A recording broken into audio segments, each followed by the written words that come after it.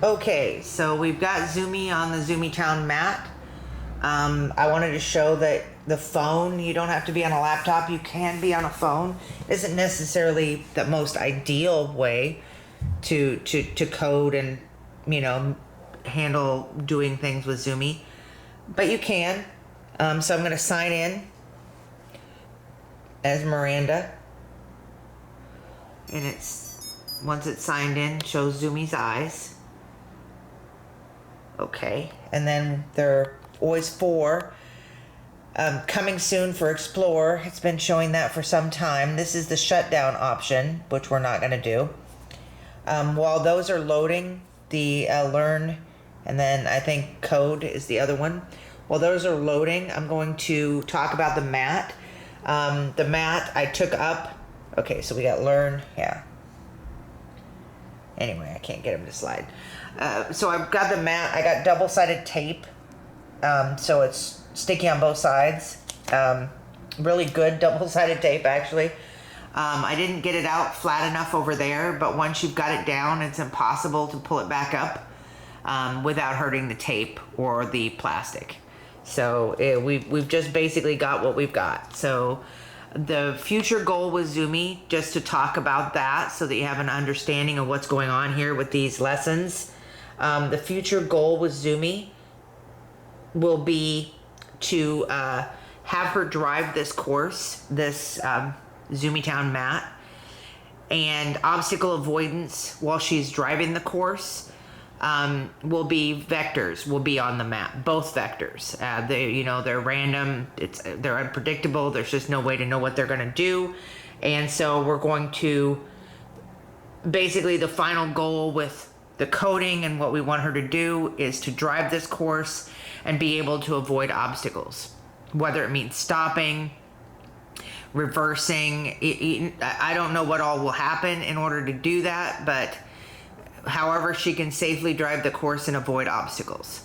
So, because the vectors are definitely going to run into her. Okay, so today's lesson, we're going to do a learn lesson, and we've already done some of these. How to use Jupiter, basic commands, remote controls. So today is going to be lights. Lights, like every car should have. Zumi has headlights and brake lights that you can program on the circuit board. These lights are known as LEDs. And you got to import the libraries every time you do these. So hopefully we can see this okay with this being my phone.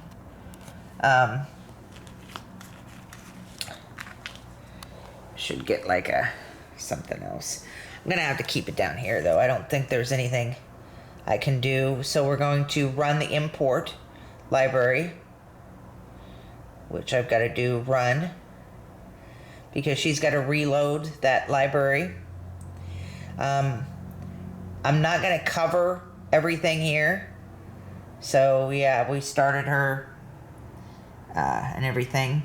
So, they go over LEDs, Zumi's LEDs. You can't program all of her 8 LEDs. Sorry, I was off the screen while I was trying to read it. But you can't program all of her LEDs, but she's got brake lights, she's got headlights, turn signals, where they are located here. You can read over it if you'd like. You can see the board. You can see the board. You can see the locations on Zumi. And then they talk about her LED functions. She actually has quite a few. All lights on, all lights off, headlights on, headlights off, brake lights on, brake lights off, hazard lights on, hazard lights off, signal left on, signal left off, signal right on, signal right off. Clap on, clap off. Anyway, now we're going to incorporate them.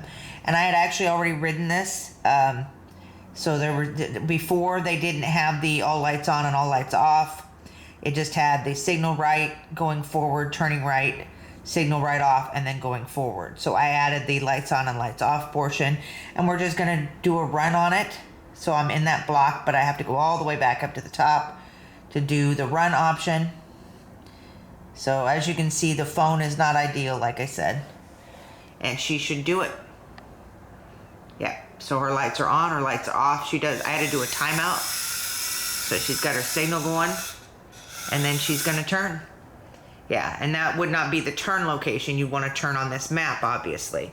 You'd want to have her turn double this time. So had I had the foresight, I would have had her go duration 6. So let's go ahead and try to do that.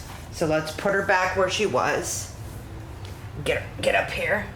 I'm gonna put her back where she was. I'm gonna change it to 6 and then have her turn and see if that works. So we're gonna put her back there and let's try this.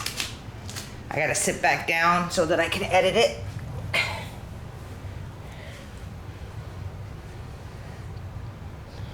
So within the code, if you can see it, we're gonna change this duration 3 to duration 6, which I'm not certain if you're able to see or not. Got Elista out. You're out, honey. Wow. Okay, so now we're going to have her run this. Okay. If I can get the run, trying to get the thing to scroll. Okay, let's hope it does it.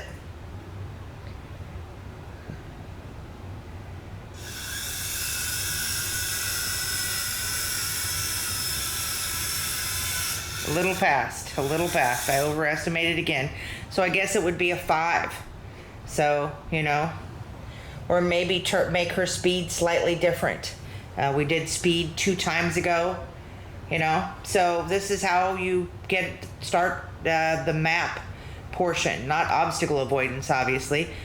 But we want the autonomous smart car's little Zumi to properly signal when she's turning, you know, like a good driver would do. All right, well, that's the video, and then Elista popped in and just checking out what's going on with Zumi. All right, take care. Hopefully within a few months we're running the course and vectors. I moved them over here. The Robies are over there with Miko, but the vectors will get a permanent location here. In order to do that, I will have to put barriers around it. I never walk through this area anyway. And if you wonder what that is, that's a pet stroller. If you haven't seen the videos back when I took Elista out and one time took Ferdy out, that's a pet stroller. So it's not a baby stroller. And I don't put robots in it either. Anyway, so yeah, that was the code to get Zumi to start driving on the Zumitown map. Okay, take care and have a good one.